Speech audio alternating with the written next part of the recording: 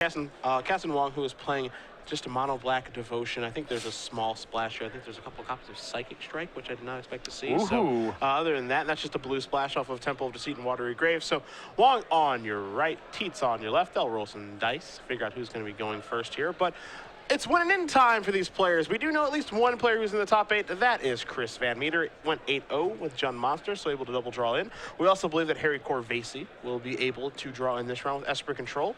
And if Maxwell Tietze makes it as well, we've got a pretty nice top 8 for tomorrow. Yeah, a couple players recovering nicely from some disappointing performances in the Invitational.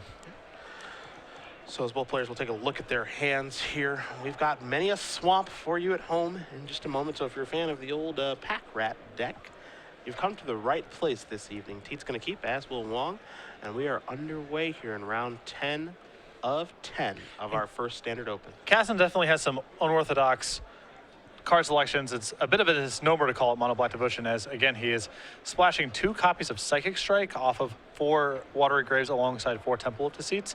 He's also playing a main deck Whip of Erebos. An attack here for 2 off of the Mutavault. That's part of the reason that Wong did play that on the first turn. So Tietze already down to 18. You see Tietze's hand. He's got Underworld Connections, among other things there. He has a Mutavault of his own, too.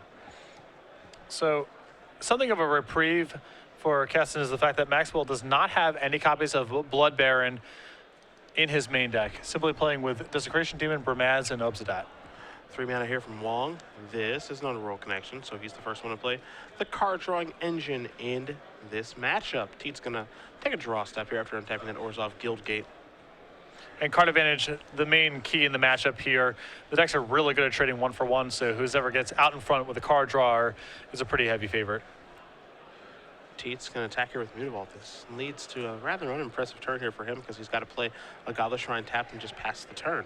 Wong is going to untap. He'll take a draw. Looks like a Desecration Demon has shown up.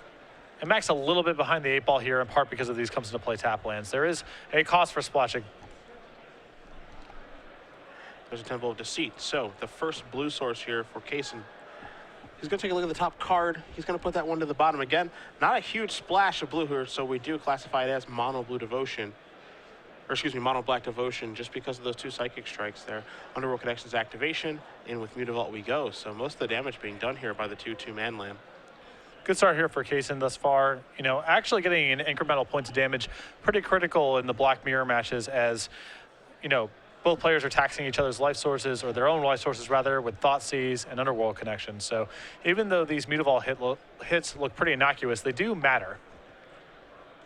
So let's see what Tietze wants to do on his 4th turn of the game here. Again, he's pretty far behind just because there's inactive connections out there. He's behind on life and behind on cards. So let's see what Maxwell does want to do in this winning in.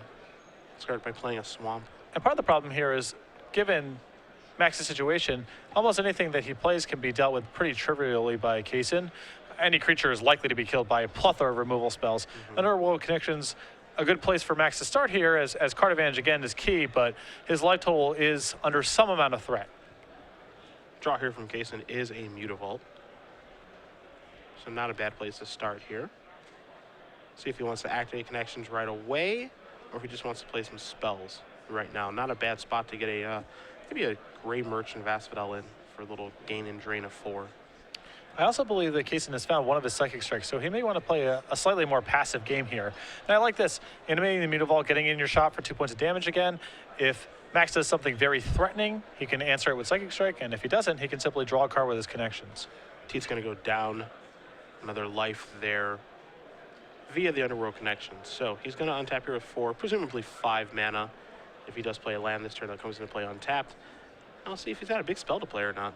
I'd be really interested to see exactly if Psychic Strike does show up here. For example, an Obsidat would be a real juicy target for that. And it's a way to clean up a couple problematic cards. There's not really that much in the way of removal that you can add in Mono Black to answer something like Blood Baron. You're looking at Devour Flesh, and that's not always reliable 100% of the time. So Psychic Strike is a really nice catch-all. Also probably shores up your game 1 a little bit against Sphinx's Revelation. Orzhov Guildgate is going to come down there for Tietze before he passes the turn back. Kasun going to activate his Underworld Connection. He'll take a draw. Goes down to 16.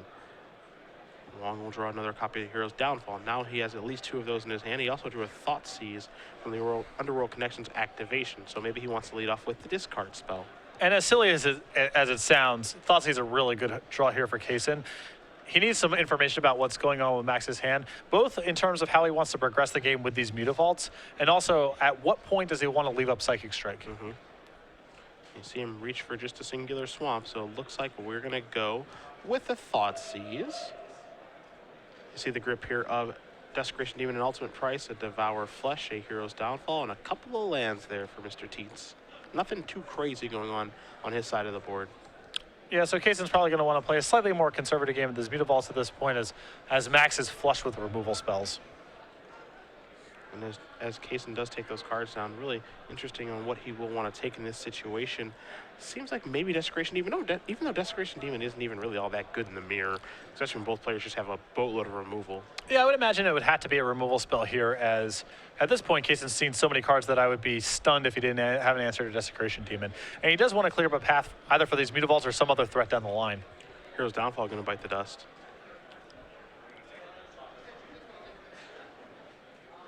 And now, Kasun, considering what land he wants to play, as he hasn't done that yet, so it's a Swamp. He's just going to pass the turn back again, leaving up the ability to cast a Psychic Strike or activate Underworld Connections, or both. As Tietze is going to use Underworld Connections, draw a card, go to 12. What's really great about the Psychic Strike here is also it's totally concealed.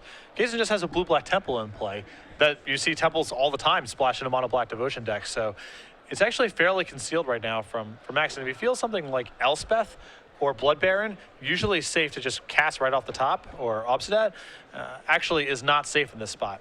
It's especially pronounced if it's Elspeth, because that's a card you just assume is going to be good to go. Yeah, and even though you may not expect Elspeth to do very much, it's just like, well, you know, we're in the Black Mirror and put this thing into play and just kind of move forward, get my soldiers, you'll probably kill it and all that jazz. A little bit different now. Yeah, turn off your Devour Flushes for a little while. Even if you expect it to get killed immediately, still produces some value.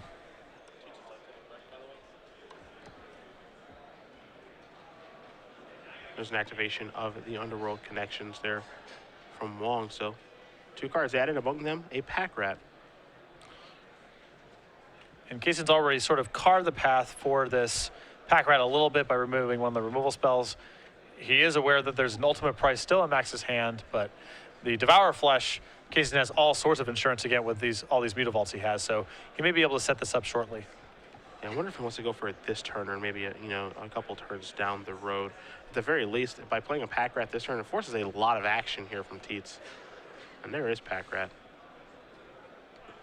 So it looks like this little game of I'll draw a card, you draw a card, I'll play a land, you play a land. Looks like that's going to be put to rest here in just a moment. Tietze is going to go down to 11. Yeah, and in that sort of game, Psychic Strike is really, really well suited. Yeah. Because nothing can slip through the cracks as long as Kasun keeps his mana up.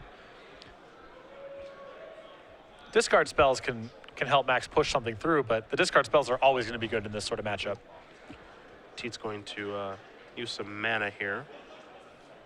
Looks like it's going to be an Ultimate Price targeting the Pack Rat, which of course Kasun didn't know about. So Ultimate Price placed onto the stack.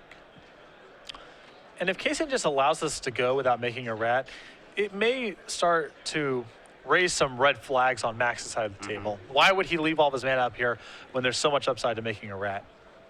So I'm curious to see if Kasun actually wants to keep up appearances here and simply make a rat, or if he's committed to the Psychic Strike as insurance and just lets this go.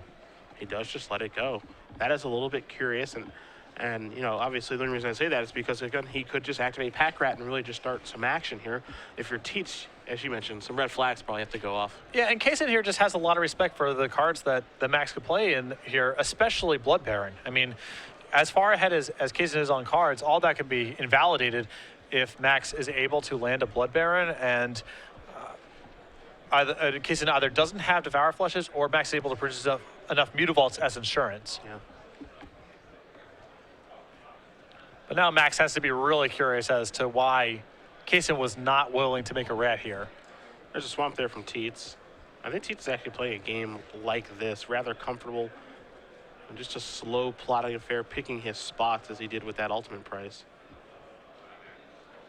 But that, again, that does have to be a little bit confusing, where you just have to assume, all right, they're going to make a rat, and then if I Devour Flesh, he'll activate his Mutavault, and he'll sacrifice that potentially, and it's tough to get out from underneath this. Underworld Connections activation here from Wong is going to put him down to 12, so we're even up here. Kasun will take a draw now. Night Veil Spectre the draw. Yeah, now Kason has this weird game plan that he's trying to facilitate here of progressing his board in a reasonable fashion while leaving up Psychic Strike and Underworld connections. But this allows Max to sort of keep his head above water because with the 2 cards he's able to draw himself every turn, he's probably going to be able to answer whatever threats Kason is deploying each time. So the Psychic Strike gives Kason quite a bit of insurance, but it's also just generally slowing the game down. There is your Nightveil Spectre in the house. Obviously, it's going to be answered at some point. Surprise, surprise, Tietze has removal spell. I know. A real shockaroo there. Yeah, and the way this game is playing right now, I think Kason is a pretty heavy favorite, not only because of the Psychic Strike, but because he has 4 copies of Grey Merchant of Asphodel in his deck.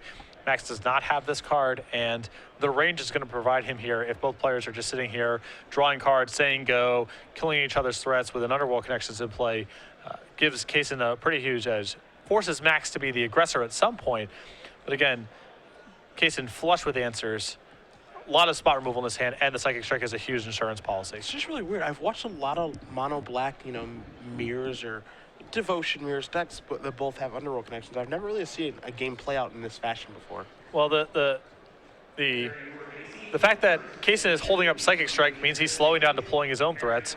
Because he's slowing down deploying his own threats, Max doesn't have very much to do with his mana either. Usually that's tied up just casting removal spells. And so both players are just playing this weird game. And I also suspect Max is just not quite sure what's going on Kason's side of the board. Yeah. I mean, it seems like, well, this is just a mono black devotion mirror. Okay, that's fine. I will just kind of just plot on accordingly like I have been ever since I've played against this particular matchup, but this just doesn't feel the same. It's not Mutavaults are going to go active. Maybe. Okay, maybe not. Just a Desecration Demon here from Wong, forcing Tietze to have an answer for the 6/6 flyer, which mono black or black white mid-range or what have you, any of these devotion decks, they do have plenty to take care of the 6/6. Yeah, but at this point, all that Kason wants to do is keep doing stuff that forces Max to have to continue to draw cards himself to keep up with the Underworld connections and play the game to a spot where Grey Merchant finishes it off. Hero's Downfall does take care of the Desecration Demon, so we'll move over to Tietze's turn. And now we're also reaching the spot in the game. Keep in mind that, Max is also fairly low himself. Kason has 2 Mutavaults in play, where it's a huge opportunity cost for Max to cast a Thoughtseize in the event that he draws one. So that's giving some additional power to the counterspell looming in Kason's hand. Hey, Grey Merchant of Asphodel, it's this card that everyone knows that it's a good one, but a lot of what these black-white mid-range decks or different versions of these decks have done is they cut that card for other options, but the life gain from that card is very important, especially in the mirror match. Yeah, Grey Merchant's power is especially pronounced in the mirror match. The way that these black-white decks are trying to make up for that edge is Blood Baron, which is very powerful against mono black decks, of course. But the way the game is progressing right now, it's definitely a much bigger edge for Kason to have access to Grey Merchant in his deck than it is for Max to have Blood Baron in his own. So Tietze looks like he's gonna use 4 mana. He's actually gonna start by drawing cards. He's gonna go down to 8.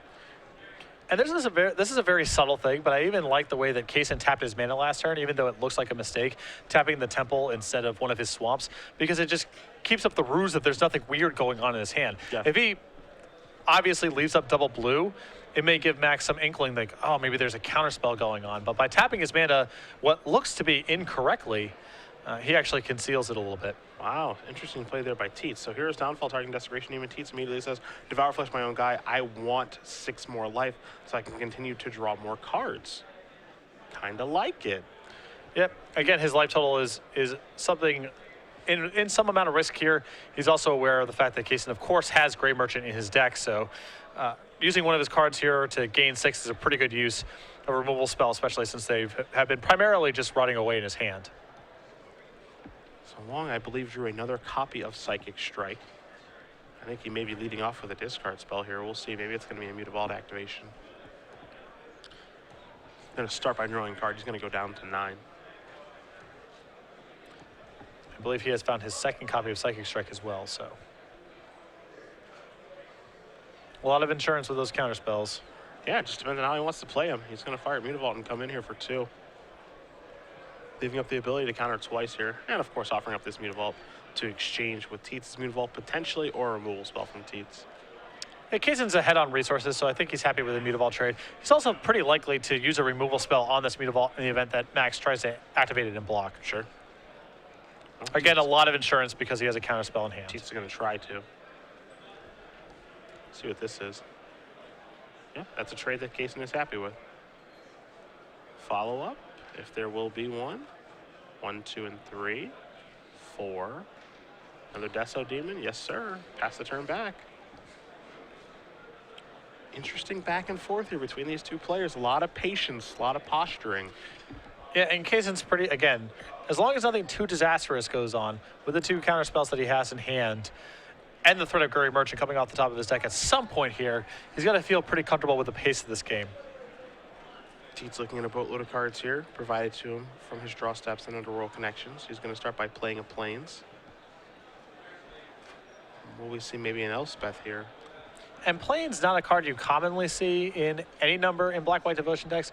Max playing actually 4 copies of Plains in this deck. Part of this is because he has Burmaz, but he's also putting a premium on just having comes into play untapped lands. Yeah. 13 is where Tietze will go. He drew a Thoughtseize. I think he might lead with that. Yeah, now that he has more light to play with after Devour flushing his own Desecration Demon, it wouldn't surprise me to see it. Maybe not. 6 mana. Wow. It's going to be an Elspeth, maybe? It is. Yeah, and Kasun is going to... You see Tietze getting the die. Yeah, he doesn't even believe... Whoa, yeah. whoa. What are you doing there, buddy? Psychic Strike, you're going to counter that. You saw how quickly Tietze went. Oh, my goodness. Oh, wow, and that's 2 copies of Upset, too. Max with only 3 copies in his deck, kind of running out of ways to win here. And he does have a whip, but that Psychic Strike was absolutely brutal. Yeah. The trap had been set for the duration of the game He was now, so and patient, Kasun too. finally got paid off. Now here's a Thoughtseize from him. You might want to do that when Kasun was tapped out. Yep. He might Psychic Strike this too, actually. Oh, I think it's pretty attractive. I mean, getting to hit Max for 6 plus whatever you want to do with your Mutavaults here when you have Gray Merchant in your deck. He will not fight over it. So here's the grip. There's a Thoughtseize at an ultimate price, and just a couple of lands there from Tietze. Deciding he can pick a better spot with this other copy of Psychic Strike. One thing here for Tietze as well is he has no idea how many copies of Psychic Strike are looming here. Kasun going to attack here for 4 with the Mutavault. Going to leave Psychic Strike plus an Underworld Connections activation open before passing the turn back over to Tietze, who's drawn another land. He's going to go down to 8, and we'll see what he finds here. It's another land. And Kasun's done a really good job of being patient. I would not have been able to turn down that Psychic Strike that turn. Yeah, you and me both. Here's Desecration Demon. I mean, don't you just want to snap him off sometimes? Don't you gotta just want to teach let him know? Yeah, you got to teach him a lesson. Or maybe you'll learn the lesson. I don't know how it works, but Underworld Connection's going to draw Wong and Karn. He's going down to 6. That's a Nightveil Spectre. Pretty crazy that Kasun has not found a copy of Gray Merchant thus I'm a little far. surprised, He's too. seen a lot of cards. Hero's Downfall will take care of the Desecration Demon. Wong is going to draw a card. This is another copy of Underworld Connections. You see the life total's 8-6. Let's make it 8-5, shall we? One more card coming. Still no Gray Merchant, but a Temple Deceit may help him get there. That card's going to go to the bottom. Again, 4 copies in his main deck. Mutavaults are fired up, attacking here for 4. Tietze is going to go down to 4. Really putting a premium here is Kasun on the power of Mutavault. Oh, he's done a great job with it. Yeah. Hero's Downfall, the draw. Tietze going to go down to 3. I mean, setting aside Max's own Underworld Connections damage, I don't think he's actually dealt any points except with these Mutavaults. That's a Burmaz. I can't imagine Kasun doesn't have an answer to that. It would be really hard to imagine the 20 Terror deck not being able to kill this thing. I guess we'll find out how. There's a Hero's Downfall. Oh, It looks good. Yeah. Story checks out. that'll do just fine. As Kasun will untap all those lands. See the life totals now, it's 3-5. Looks like Devour Flesh was the draw here for Kasun. Going to start by playing a Swamp. Going to fire up some Mutavaults. Attack here for 4. Tietze, a removal spell. Maybe now it's time to snap off that Psychic Strike. Yeah, I mean, he's not casting Bile Blight right now, right? So Man. The patience is, it's unbelievable. I mean, don't get me wrong, I get it, but I just want to, I want to get him. Nightfield Spectre past the turn back. Tietze can't activate that underworld connections, and he concedes the game. Kasun Wong is going to win game number 1 here over Max Tietze. Mono Black Devotion with a small splash for just 2 Psychic Strikes is going to win in game number 1 over Black White Midrange. And that was a display in patience from the player on the right. Yeah, and it's actually pretty sweet, Psychic Strike, in a number of respects in this deck, because it is a hard counter that only is a single blue. Not a lot of that going on in Standard. Of course, Syncopate, not really a great choice for this deck, as you know, the Mono Black Devotion deck's using a lot of mana on its own main phases for creatures and such. And of course, Negate and Essence Scatter don't cover everything, so Psychic Strike fills a really unique role. We'll take a look at the sideboards here to begin things. Tietze is going to be on the play, so I'll take a look at an Underworld Connections, 2 Sin Collector, 3 copies of Blood Baron of a Scopa. And you've got 2 Doomblades, a Revoke Existence, 3 Life Vein Zombies, 2 copies of Pack Rat, and Erebos got a lot of really nice options here. You've got the Underworld Connections, that's 1. 2 Sin Collectors, that makes it 3. 3 Blood Barons, up to 6. Revoke Existence, that's 7. Pack Rats, that's 8 and 9. Erebos, that's 10 cards that Tietze could presumably want in this matchup. And it makes a lot of sense for him to want this much action because he's giving up a lot of percentage points against Mono Black Devotion game 1. His threat base is Desecration Demon, Bramaz, and Obsidat. Not really a creature base that well equipped to handle Mono Black Devotion. There's no copies of Pack Rat, no copies of Blood Baron, so I think the additional higher quality threats alongside the additional discard spells is what he's going to want to do. On Wong's side, what do you see over there? 3 copies of Duress, 2 copies of Bio Blight, 2 Doomblades, 2 Ultimate Price, 2 Erebos, 3 Lifebane Zombie, and 1 Notion Thief. Absolutely. We need a story to tell. A little additional spice here. I think that you're definitely going to see Lifebane Zombie come in as the threat of Blood Baron is huge here. Kasun needs to shore up that liability, the additional discard and card drawing in Erebos and Duress. He may want 2 copies of Bio Blight, although it's a little awkward in symmetrical matchups. He can probably anticipate. If Max didn't have Pack Rat in game 1, it's reasonable that he has it in the post-board games. I actually don't think the 1 Notion Thief is out of line either. These games go on bad. These games go on for a long time. At the minimum, you can shut down 1 Underworld Connections activation, and if Max is somehow caught without removal for it, then you're shutting down Erebos and Underworld Connections for the entire game. Yeah, I wouldn't be surprised if we brought that in and is able to catch Tietze off guard here. And we know that Wong is patient. He'll be able to pick his best spot. He's in no rush. If you guys are just joining us at home, we do appreciate it. Cedric Phillips, Patrick Sullivan, along with Osa Levodovich. In the sideboard, we do have Nick Miller and Andrew Shrout and the rest of the Star City Games live crew. At SCG Live, hashtag SCGINVI for your tweets all weekend long. We're on day 2 of 3 here in Charlotte. Yesterday we had 8 fantastic rounds of Invitational. We had 8 more today. And if you haven't seen the players who have made the elimination rounds, definitely go to our coverage page so you can see that Joe Lissette and Tom Ross, among others, will be playing tomorrow to crown our champion of our first Invitational here in Charlotte. But right now, we've got our last round of the Swiss of our Standard Open. And then tomorrow, bright and early, 8 a.m. is where we'll start the elimination rounds of that. Then we'll transition into the elimination rounds of the Invitational. Then we'll join our Legacy Open in progress, do the elimination rounds there. And I suppose that'll be just enough match to cover this weekend. Yeah, 3 trophies handed out tomorrow. Yeah.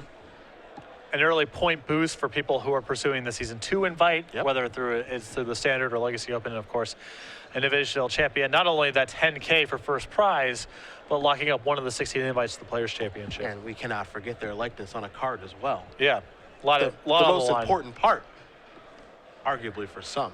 As you see, Tietze is going to shuffle up here, as will Wong. Game number 2 will be underway shortly for you guys at home. It's been a fun weekend thus far. You know, the Invitational, we did not see a lot of Esper Control do particularly well. We saw some wacky things. Some people try some aggressive brews. It worked out for Tom Ross. Almost worked out for Kent Ketter, who ended up in 9th place on Breakers. Yeah, just a little bit short. I'm really excited, by the way, about the potential for a Joe Lissette Angel token. I'm not sure if he necessarily wants to make an Angel, but an Entreat token for Joe, I think that could be really nice. I think it's got to be. That side by side with Baneslayer Angel, I bet he can't wait to get paired against you. Yeah, for sure. I mean, he doesn't play with creatures. What else is he supposed to do? You know, it's got to be Entreat. Yeah. I'd imagine it has to be Entreat if he had a choice. I would be very surprised if it was something else. I mean, we will see. Yeah. I'm trying to just think of some sweet legacy tokens that people can make. Legacy decks and their tokens. We already have a Germ token and Brian Braun to win. But obviously, there's a lot of fantastic options. And whoever does win the Invitational tomorrow, as you mentioned, outside of that $10,000 and invite to the Players' Championship, which is worth something as well, you get the likeness on a token. So it'll be fun to watch those best of 5s all the way throughout. What would your token be? I know you, of course, have your Goblin token. Master of Waves Elemental token, because I want Hydro-Man or Hydro-Man, however you want to pronounce it. Yeah, Hydro-Man. I like Hydro-Man. Hydro-Man is my favorite villain from the Oh, that's a Spider-Man. good choice. So I would like to see Kristen Pleskow draw me as a water being. I think that I would have to choose some sort of red or white human soldier token, but there is something sweet about saying, make me a Vraska assassin token. Ooh, that'd be sweet. It'd be pretty sweet. You have a nice hood on or something. Really narrow, real Yeah, narrow. you're not going to get a lot of play on the camera, but boy, when you do. Yeah. Me skulking around in a hoodie and a baseball cap or Yeah. whatever, that could be really nice. What's going on? Nothing. What are you up to? Yeah. Why don't you mind your business? Attack for 1. Dead. Well, Tietze is on the play. He's going to take a look at his 7 cards. He's happy. Kasun Wong will do the same. He's happy as well. So let's start game number 2, shall we? Thoughtseize, not a bad place to start. Yeah. Let's see what's going on over here. See a Night Veil Spectre, a Desecration Demon, a Psychic Strike, a Grey Merchant of Asphodel, along with 2 Swamps and a Temple of Deceit. Not a terrible looking hand, although hands like this very rarely develop well in the Black Mirror matches because the creatures don't really matter very much. They're pretty trivial to deal with. It's the spells you're looking for. So on the surface, this hand looks okay, but it's very susceptible to Max just having an Underworld Connections or an Erebos and running away with the game that way. Teet's going to take a look at his hand before selecting a card. Of course, at 18 life from the Thoughtseize. But what's going to go? It'll be the Night Veil Spectre, arguably the most powerful card here. Yeah, I mean, it's castable. It's very, very threatening. And Max is bringing in his own copies of Sin Collector and Duress, so I think he would rather leave the spell in Kasun's hand and try to deal with the creatures in other ways. Temple of Deceit's going to leave the top card on top. Teet's going to play Temple of Silence. He'll do some scrying as well. His is going to go to the bottom. He's happy to pass the turn back over to Wong, who will untap that Temple. He'll take a draw. It's a copy of Pack Rat. He can put the pressure on right away, force Teets to have an answer. But he's going to go with Temple instead. Again, patience, patience, patience. Yeah, the likelihood of him casting a Pack Rat here and it just running away with the game is fairly low, so I also prefer just playing the Temple, getting your comes into play tap lands out of the way. A couple months ago, that would not be the case. That's for sure. BioBlight has definitely changed some things. Yeah. Pack Rat went from unbeatable to now kind of beatable, Yeah. which is a huge shift in the matchup. I do agree. See what Teets wants to do. He's going to play a Plains, just pass the turn back. Nothing crazy going on here for Max. Take a draw, Will Wong. He's going to play a Swamp, just pass the turn back. Psychic Strike at the ready.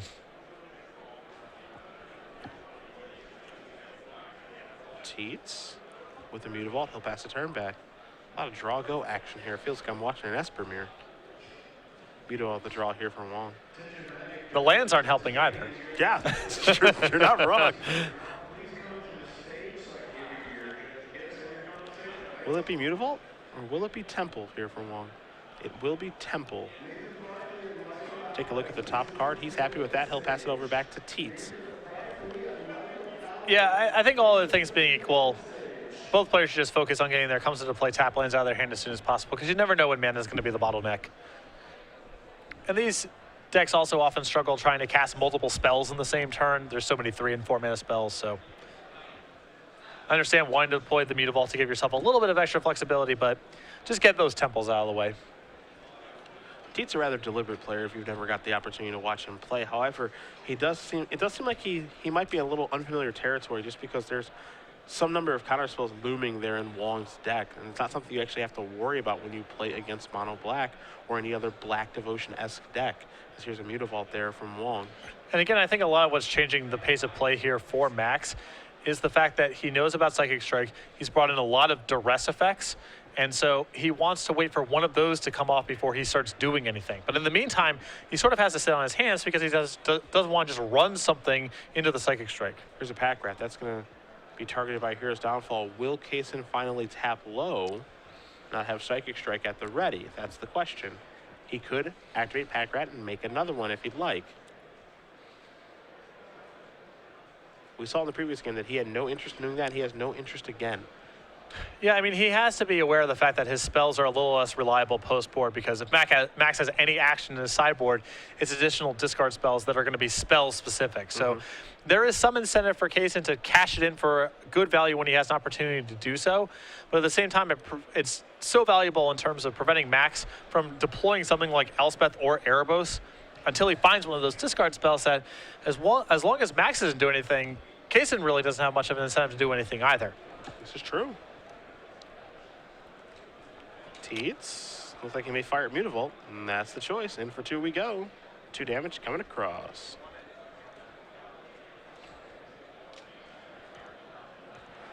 Yeah, again, nothing else going on, so might as well try to tag you for 2. Watery Grave the draw here. Again, the blue sources in this deck from Wong are rather reliable with 4 Watery Graves and 4 copies of Temple of Deceit. The question is, what does Wong want to do here on this turn? Because now Tietze has decided, you know what, there are definitely going to be some situations where I'm more than comfortable attacking. Watery Grave's going to come to play tap, pass the turn back. And I think the big thing here is that Kasun's trying to get into a spot where he can deploy the Erebos in his hand with mana up to protect it from Psychic Strike, either Erebos or whatever large follow-up Max has after the fact. You're really putting a premium on Erebos, which, to be fair, makes sense. It's a great card in the mirror. Yeah, although it is a little tough. If Kasun keeps on taking these Mutavault shots, he's only taken 1 thus far, but he's taking a line of play that might set himself up for future Mutavault hits. He might not have that much life to play with. Tietze no real interest in attacking there, as you see Wong just draw a copy of Underworld Connections. It's really interesting to me how just one counterspell can kind of change everything the player wants to do. Especially because the spells that Mono Black can resolve are so very powerful, as now Erebos, God of the Dead, is placed under the stack. And now it's, Max has got to move now. Yeah, you can't just sit there forever now. Tietze does let Erebos resolve, of course, as he is a black-white deck. No counter spells hanging out over there. He draws a card of his own. I believe he may have drawn his Erebos. However, doesn't mean that it's going to resolve because of that Psychic Strike. Yeah, it's interesting. Max has taken this line in this game because he has so many Thoughtseizes, Duresses, and Sin Collectors, and all he really needed to do was draw one of them to get the Psychic Strike out of there and start advancing his board. But he's taken so many turns off trying to play around the Psychic Strike, and now he's compelled to act. He's facing down Erebos, and Kasun even has a backup Underworld Connections in case something goes wrong with this Erebos. So Max definitely picked a line that I thought was appropriate at the time, but he just hasn't found one of his discard spells since then, and now he's a little bottleneck with action, and Kasun might be able to get one of his card advantage sources online fairly soon. Looks like it's time to cast a spell here for Mr. Tietze. The question is, which one will it be? He's tapping 4 mana. This is an Erebos. I believe that this may be worth fighting over, but we will see. Again, Wong has displayed a supreme amount of patience thus far when we watch him play. I think he might have just let this resolve and say, okay, I get to draw a card first. I get to untap with Psychic Strike. It looks as though he is going to fight over this. He's making a move. There's a Psychic Strike, going to mill 2 cards. It's a Thoughtseize and a Blood Baron. Those are 2 pretty good cards. It's got to be Revoke Existence, yeah. That's what I figured. Erebos being the test spell just happens to be a very, very good one. Yeah. And now gameplay can kind of proceed as normal. Yeah, but the interesting thing here is that even though, Tietze spent his entire turn basically getting an Erebos off the table, look how much mana Wong has out here. He's ahead on lands, and now he can go, something along the lines of, all right, play Underworld Connections, play Desecration Demon with my mana up, your turn. Now you have to, now Tietze has to keep playing catch-up. Yeah, Max got fairly unlucky through the progression of this game as he found neither lands nor a discard spell. He actually drew kind of the worst of it, which was just a bunch of other 5-mana spells. And here is the Underworld Connections and Desecration Demon. Now it's like, okay, Max, your turn is taking care of my 6/6 and or taking care of my Underworld Connections. Yeah, that was a great turn for Kasun here. Again, Max is in a position where he can probably only cast 1 spell a turn. Yeah. That's just the nature of the black-white deck. He certainly can only cast 1 meaningful spell a turn. This looks like this may be a Blood Baron of a Scopa. Potentially an Obsidat. It is a Blood Baron. So the powerful 4/4 is going to come into play. Wong's going to go down to 17. He's looking for a card, and he's about to get one. Max does also have Devour Flesh Insurance as the board currently stands. He has a Mutavault left over. Yes, he does. Takes a draw. Not sure if Wong found what he's looking for or not. He's going to lead off with a Thoughtseize. Or excuse me, a Duress. Pardon me. See a couple of cards here. There's a Blood Baron, there's a Whip of Erebos, a Bile Blight, and an Hero's Downfall.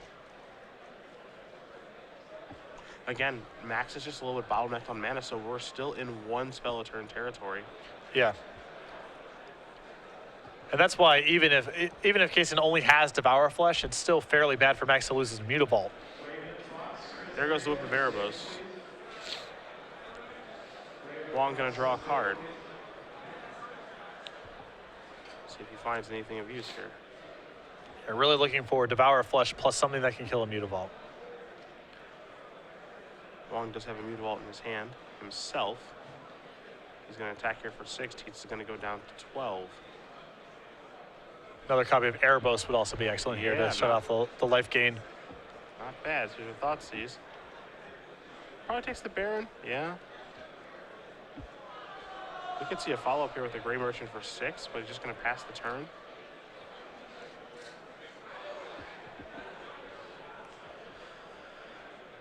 Curious to see what Kasun's long-term plan is here about this Blood Baron. I mean, more than likely, it's simply find Devour Flesh plus another removal spell. Yeah, wouldn't surprise me at all if that's what it is.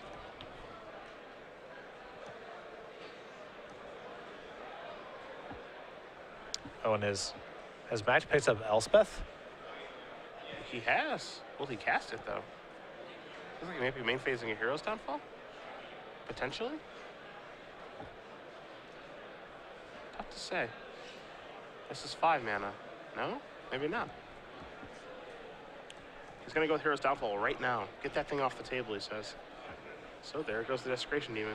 Pass the turn back over to Wong, who's going to untap all those lands. You see the life totals here, 10 to 16. Take a draw.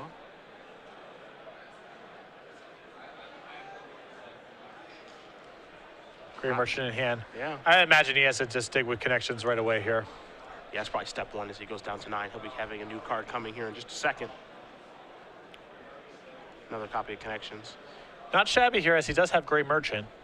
Yeah, it'd be a draining gain for 6 if you were to play Connections and then cast the Grey Merchant, which is, as you mentioned, not a bad turn. He does have a Thoughtseize still as well, so those are the 3 cards he's working with. And he will fire that off, so he's going to go down to 7. See Bile Blight and a copy of Elspeth. Which one does he care about more? Bile Blight obviously taking care of 1 or potentially 2 Mutavaults, and Elspeth just being Elspeth. Yeah, I had to imagine that he has to take Elspeth here. Given that he's already under the gun from Blood Baron and his out to this is likely some copy of Devour Flesh, I don't think he could afford for Max to make 3/1 with tokens and then also still have an Elspeth in play. And he will take the Planeswalker with the Thoughtseize. So Wong is down to 7.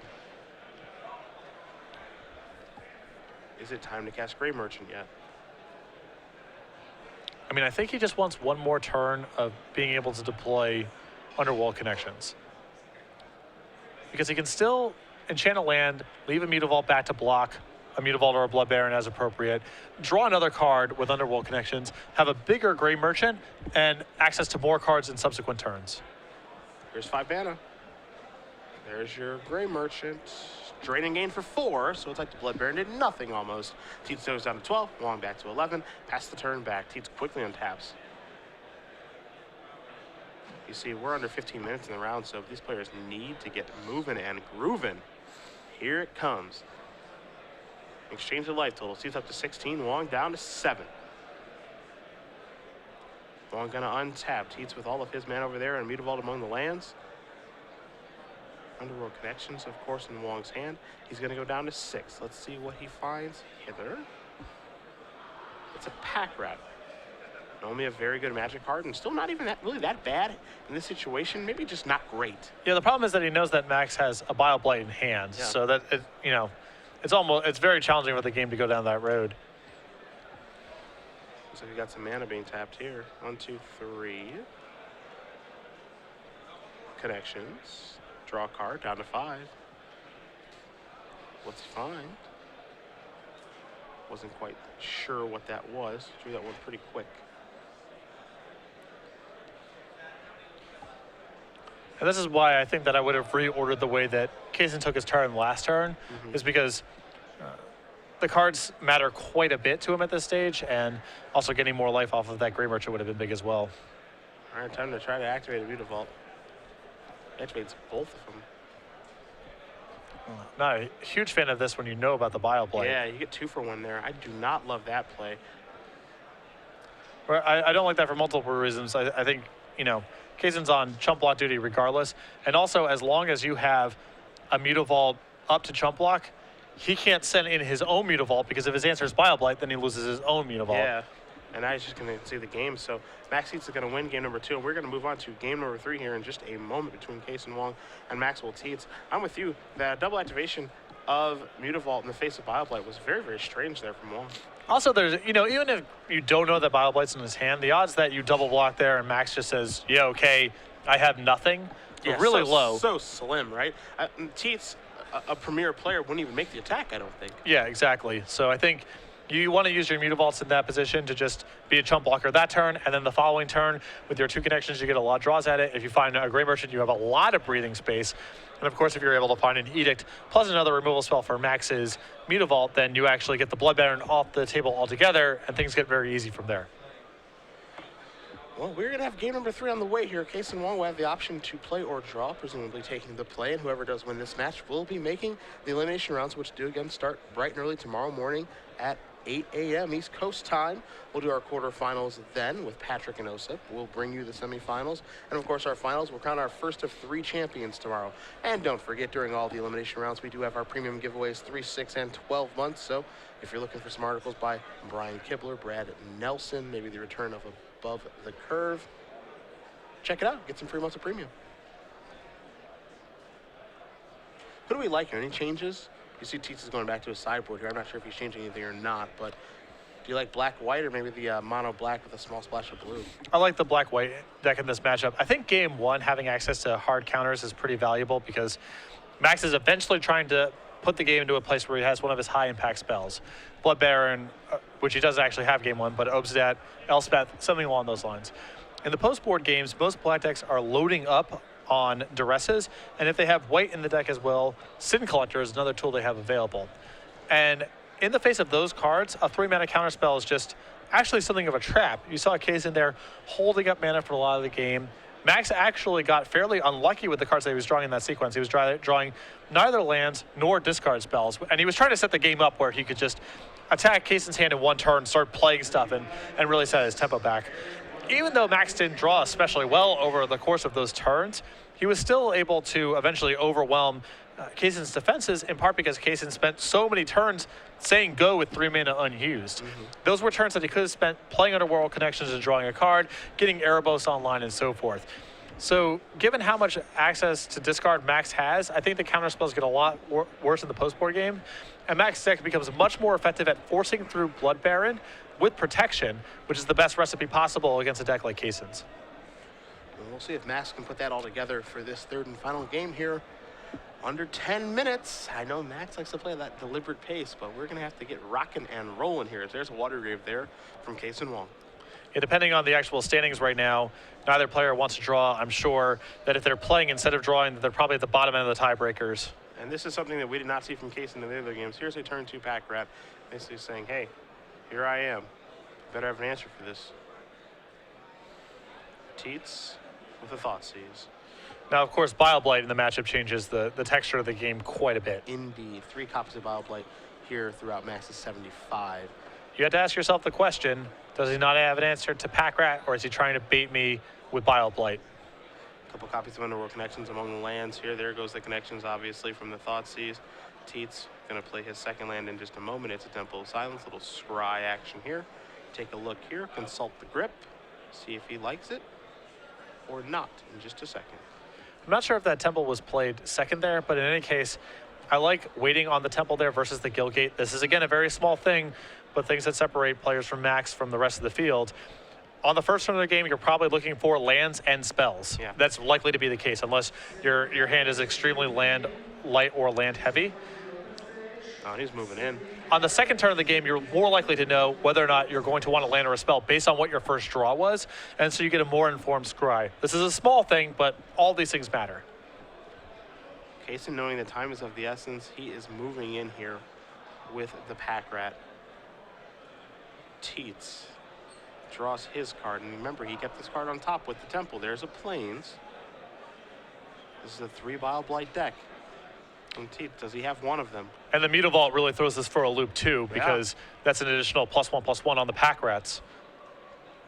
Wong will draw a card. Gonna play a Swamp. That is a Thoughtseize. Oh boy. Well, we're gonna find out right now if Max is good. You see a hand, Hero's Downfall ×2, Obsidian, Whip of Erebos, Desecration Demon, and a copy of Godless Shrine. What that is no Bile Blights. And again, Kasun's going to be able to get to a point soon where he's actually going to be able to actually outpace Bioblight with the Mutavault in play and by making enough rats. What to take here?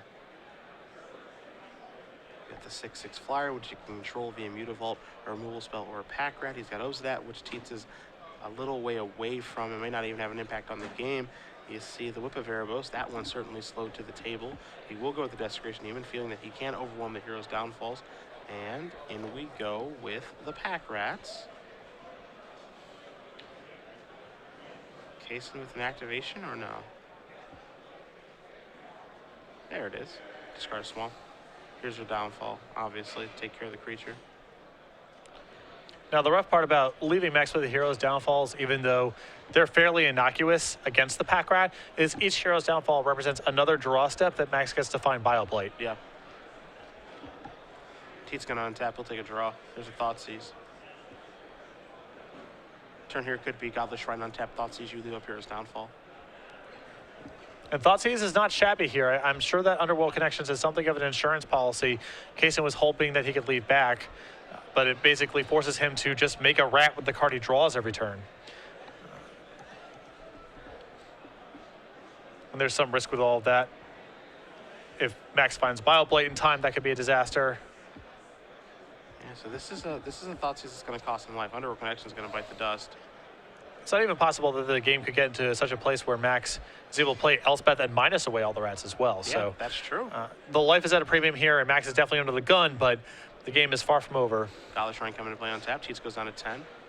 Is there a reason to cast him on the main phase, or do you just wait? He may just wait. Yeah, I think Max might be in a position where he actually wants to tag the Mutavault and not one of the rats. Okay. Because if he's on Bioblight or Bust anyway, you might as well maximize it. He's going to tag one of the rats right now. So Kasun going to untap. He's going to draw. He's pretty much priced in activating pack rat every turn at this point. Not quite sure what the card he drew was, but that certainly gave him a moment of pause. This must have been something good. I'm sure Zrimashwitz is sitting at home saying, just activate the pack rat. Activate the Mutavault. Get in for 3. What are you thinking about? I can't imagine what's good enough here to warrant this. My guess is Desecration Demon. Desecration Demon's also very good here. Yeah. And it's a big insurance policy against Bioblight as well. Yeah. Because like Psychic Strike, I don't really feel does very much. Here's an attack for 1. Activate the Mutavault. I get potentially could be Psychic Strike. He's going to pass the turn back. Wow. Well, I actually like Psychic Strike because you know about the Obsidian, so we can wait 1 turn. Yeah. If Max does nothing of relevance, then you can make a rat. But it's a pretty big insurance against Obsidian or something else happening this Blood turn. Baron, whatever. Yeah. I guess Psychic Strike is actually a pretty good draw here. So an attack for 2 from Wong. Just an attack there, as you saw with the pack rat activation. Mutavault makes it 2, puts Tietze down to 8. Yeah, it gets him one. It's 1 turn, but it gives him There's a lot of whip. insurance. Yep, discard a Swamp. Okay. And then this is. Lethal? Yes, it is. I mean, he can make both the rats. It makes a rat and activates Mutavault. That's exactly 8. Yeah. Does he see this? Well, we're about to find out. Maybe he's just confirming life totals here. I'm sure we have our life totals right in our end. That Tietze is at 8.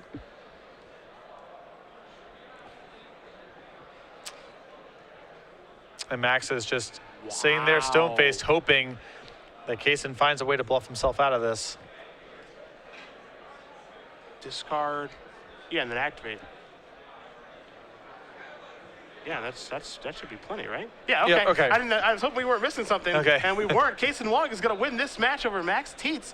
2-1. Mono Black Devotion with a small dabble in blue. Defeats Black-White mid-range and a former Invitational champion and multi-time Open Series winner. He's off the bench as we're going to bring it back here in the booth. Cedric Phillips.